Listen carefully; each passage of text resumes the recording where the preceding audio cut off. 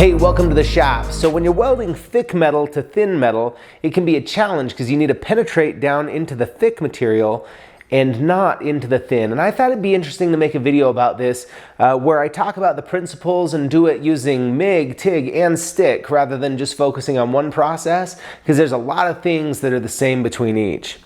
Now to demonstrate this, I'm going to take some 1/4" plate here, that's 6mm thick, and I'm going to weld that to some 1.5mm or 16 gauge material. So this bottom plate is 4 times thicker than this upright plate.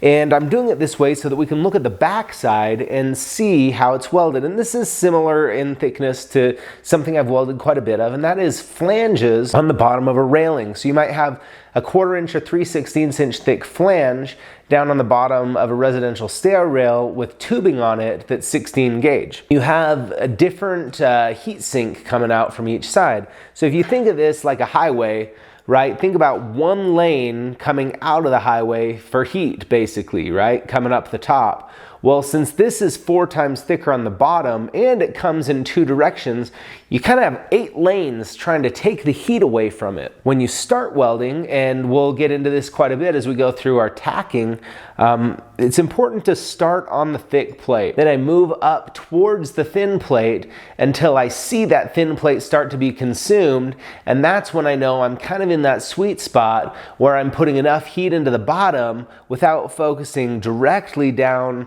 quite as much in the root of that joint. I thought it'd be pretty interesting for this demonstration to use just some basic equipment. So this is a Harbor Freight MIG 170, and I'm also going to be using this Welder TIG 205DS. Now let's talk about our settings. As you look at this chart on the MIG welder, it's like, oh, do I set it for the thin, the thick, take an average?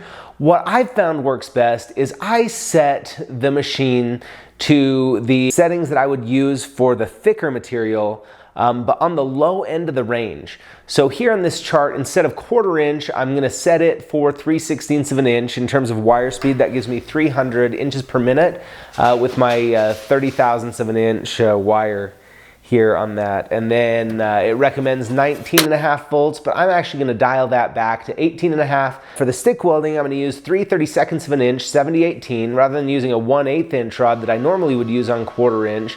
I'm using a little bit smaller rod that's going to let me run a little bit less amperage and keep a little bit smaller fillet weld. And for that setting, I'm just using somewhere right around 90 amps. Now, as far as the TIG goes, to weld 1/4", I usually turn it up pretty high. Now, TIG welding amperage works together with your travel speed, so there is a range of amperages that'll work for every situation, but I'm running this right around 170, 175 amps today. When it comes to tacking, let's look at this with a MIG welder and watch. I'm going to start my arc back on this plate like we talked about and move up into the actual upper plate. And you'll see that I'll form a pool, and then as I move in, it'll kind of engulf the bottom of this thinner vertical plate.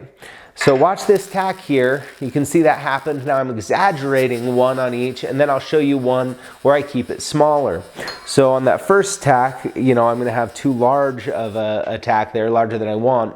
But here on this second one, I'll just get into it and do the same thing, but real fast. So I keep my tacks nice and small, but I'm still starting the arc on the bottom, advancing in until I see it bridge between both pieces of material, and then I'm done. Let's try that same thing with stick welding. Once again, I'll exaggerate one where I'll start way back on the thick plate and move my way in until I see it bridge between both plates, and then I know I'm good. But that's going to give me a little bit too large of a tack, so I'll do one a little quicker that'll give me a smaller tack. So watch here, I'm doing the same thing, and I'm getting that small stick welding tack on it there. Now, just like always with stick welding tacks, it's a good idea to remove the slag off of the tack itself so that you have good, clean, bare metal to work off of for your actual weld bead.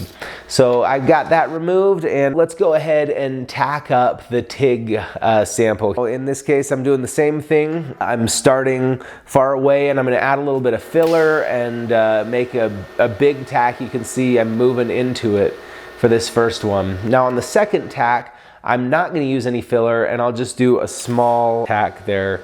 And you can see the result of that small TIG tack. Okay, so I think the tacking really illustrates it, and it's a good way to practice and get used to being able to put that tack in there where you fuse to both plates, but you haven't burned through. So once you've got that down, it's time to get on to the welding. In order to weld this, let's go ahead and run our MIG weld here first. Here, once again, like the tacking, I start on the thick plate and I'm just moving along. And the one advantage you have with the MIG welding is you can do a little bit of torch manipulation here. And so in order to focus that heat on the bottom plate, I'm spending more time on that part of the motion. And then as I move along, I'm pretty quick on the top and a little more time on the bottom. And that way I can focus right down into the root of the joint still and vary the amount of heat going in the thick plate relative to the thin plate just by how long I'm spending on each. Now let's take a look at the result here, and while not perfect, it came out quite nice. You know, I'm pretty happy with it, and flipping over to the back side really tells a lot of the story as to whether we burned through or got any suck back. And we can see there's a little bit of heat indication on the back and just right on the verge of getting some suck back into that weld.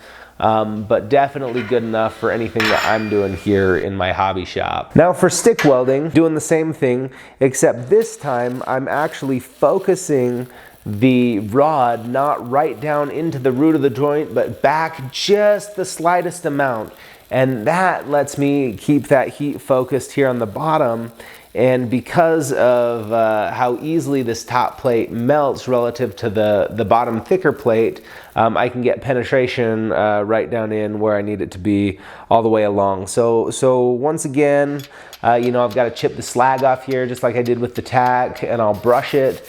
And if we take a look at the result here, it came out really nice. Looking at the back side once again, you can see in some places it was right on the verge of getting some suck back, but it didn't. I have something good and sound here, so just what I was hoping for. Next, let's take a look at the TIG welding here. Similar to the stick welding, I'm just focusing that slightest amount back from the root of the joint, but I'm still angled in at 45 degrees. I'm just aiming back the slightest amount, and that helps to focus that heat there.